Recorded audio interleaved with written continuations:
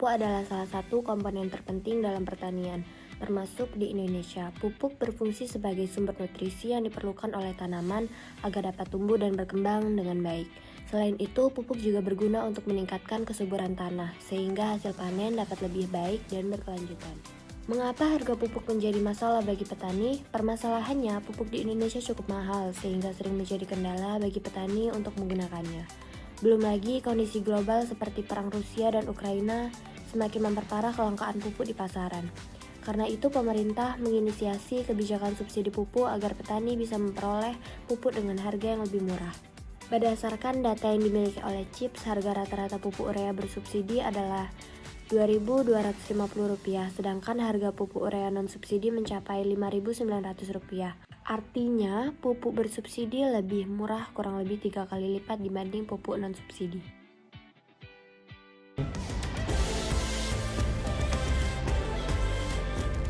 Subsidi pupuk merupakan salah satu kebijakan pemerintah Indonesia dalam mendukung pertanian nasional. Namun, permasalahan muncul karena subsidi pupuk tidak dibayarkan langsung kepada petani, melainkan ke PT Pupuk Indonesia sebagai bagian dari kontrak Public Service Obligation (PSO).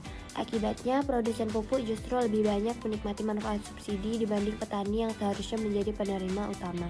Bagaimana mekanisme subsidi saat ini dan apa dampaknya terhadap efektivitas kebijakan? Skema subsidi juga menanggung biaya dalam proses produksi seperti tenaga kerja, distribusi, dan lainnya. Hal ini membuat subsidi menjadi tidak fokus langsung pada petani.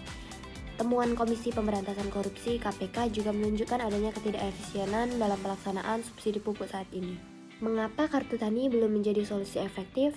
Kartu tani seharusnya menjadi alat distribusi subsidi yang tepat sasaran. Nyatanya belum aktif dimanfaatkan secara luas.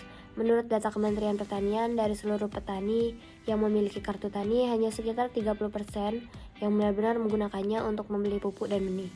Ini menunjukkan adanya hambatan baik dari sisi teknis maupun sosial dalam pemanfaatan kartu tersebut. Apa dampak dari skema subsidi pupuk terhadap pola pertanian di Indonesia? Program subsidi pupuk juga belum menyediakan alternatif yang seimbang bagi pertanian. Karena harga pupuk non-subsidi tinggi, subsidi pupuk justru mendorong penggunaan pupuk kimia secara berlebihan. Jenis pupuk kimia yang paling banyak digunakan saat ini adalah pupuk urea. Data dari Kementerian Pertanian menunjukkan bahwa penggunaannya meningkat pesat setiap tahun dan pada tahun 2019 mencapai 13,6 juta ton. Apa dampak jangka panjang dari penggunaan pupuk kimia berlebihan? Penggunaan pupuk kimia secara berlebihan dalam jangka panjang dapat merusak keseimbangan tanah, menyebabkan degradasi lahan, limpahan polusi, dan peningkatan emisi gas rumah kaca. Bagaimana solusi yang bisa dilakukan pemerintah untuk mengatasi masalah subsidi pupuk ini? Untuk mengatasi permasalahan tersebut, pemerintah perlu melakukan reformasi dalam skema subsidi pupuk. Salah satu langkah yang dapat dilakukan adalah memanfaatkan kartu tani secara optimal agar bantuan dapat disalurkan langsung pada petani, menutup kesenjangan harga antara pupuk subsidi dan non-subsidi secara mendorong kompetisi pasar yang sehat. Pemerintah juga dapat menghapus program bantuan benih dan mengalihkan sumber dayanya untuk mengembangkan kapasitas produksi benih hibrida dan unggul agar lebih terjangkau bagi petani. Selain itu, diperlukan juga perencanaan untuk mencapai tahap pelepasan graduation dari intervensi jangka pendek menjadi mekanisme pasar yang sepenuhnya baru atau program alternatif yang menyasar aspek pertanian lainnya. Kapan reformasi ini sebaiknya dilakukan dan bagaimana mengukurnya?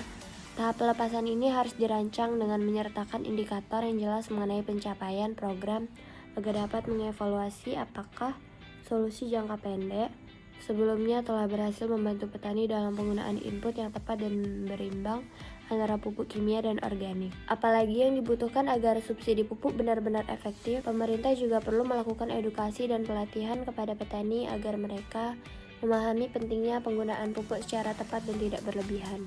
Dengan edukasi yang tepat, sistem subsidi dapat menjadi lebih efektif dan mendukung keberlanjutan sektor pertanian. Melalui pendekatan analisis 5W1H, apa, mengapa, siapa, kapan, di mana, dan bagaimana, dapat terlihat bahwa subsidi pupuk di Indonesia saat ini masih memiliki banyak kelemahan dalam implementasinya. Dengan reformasi yang terencana dan terukur, subsidi pupuk dapat benar-benar menjadi kebijakan yang berdampak langsung terhadap peningkatan kesejahteraan petani dan keberlanjutan pertanian Indonesia.